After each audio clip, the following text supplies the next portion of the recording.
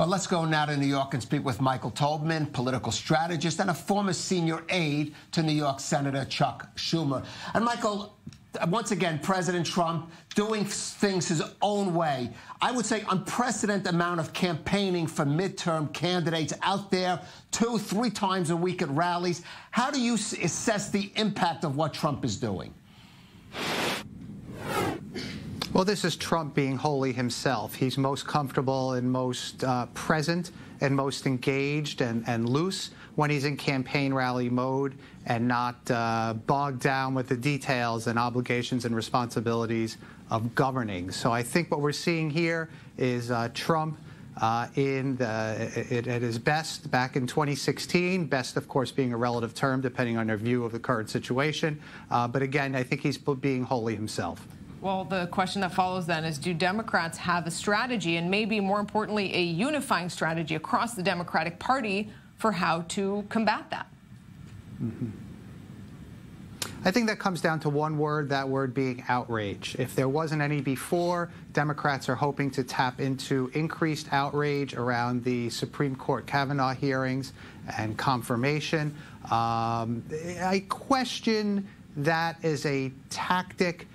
It's perhaps better for 2020, as you mentioned in the earlier report, the upcoming presidential election, but both U.S. Senate campaigns are statewide affairs and congressional elections are hyper-local.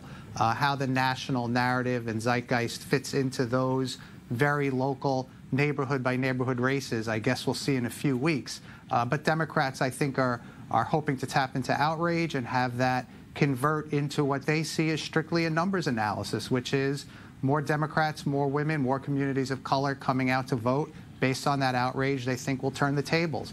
I'm not sure that'll work everywhere, but it may work in some constituencies. Mike, I want to talk a little about, since you mentioned the presidential election, we've seen Senator Warren release this DNA test, which, of course, President Trump boasted he would donate $1 million for a charity. We've just seen a poll that shows that she's still trailing Joe Biden as a front runner going into that race. How do you assess her possible role in the 2020 presidential campaign? Well, anyone who knows me knows one of my favorite expressions is nothing is ever just about one thing. A presidential election is not just one election. It's at the general election stage. It's 50 statewide races. As you know, we have the Electoral College, often dispute and contentious, but we have it. And then there are the Democratic primaries. So the question becomes, is Elizabeth Warren, Joe Biden, Mayor Mike Bloomberg, since I'm speaking to you from New York City, better or best positioned to get through early-stage Democratic primaries, caucuses, that tend to favor more liberal, strident positions? I think Joe Biden would be a lock come 2020 in the general election. I think the question really is who's better positioned to get through a Democratic primary. We saw Bernie Sanders doing very well there. In 2016, who does that translate and convey over to? An open question. Obviously, whoever ends up leading the Democratic Party in 2020 is going to be incredibly important. What do you think the timeline needs to be for having that clear front runner, even within the Democratic Party, for having an understanding of who their guy or their woman really is? And have any lessons been learned from last time? Well, let me answer the second question first. Lessons are never learned in politics. Every day is people are born anew, and they think that they're going to come up with an unprecedented way to parse things or nuance things, and the rules don't apply to them. And that's not me being too snarky. I'm constantly disappointed in politics that lessons, in fact, are not learned. To answer your first question, when we say the Democratic Party, which party are we talking about? Mainstream legislative Democrats, the far-left activist base? Exactly. Established donors, millennials, social media, online activists. It's, again, very unsettled. And when should this have been done? I don't know, 16 months ago, 2 years ago? But that's not how the situation currently presents itself.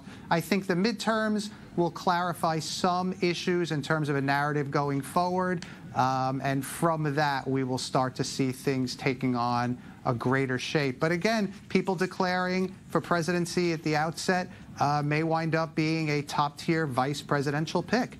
And again, this Mike Bloomberg piece is very interesting and could be a real wild card.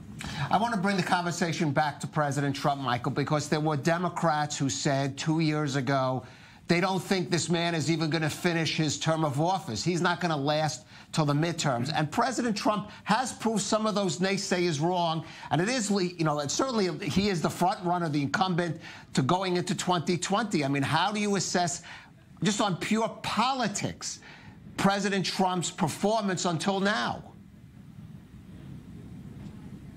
President Trump is a vessel and an expression of severe insecurity economically and socially in vast parts of the country that have an outsized electoral say. That's not going away, and I don't feel the Democratic Party has done a good job to date in addressing those concerns. So that certainly keeps him as a very, very strong contender.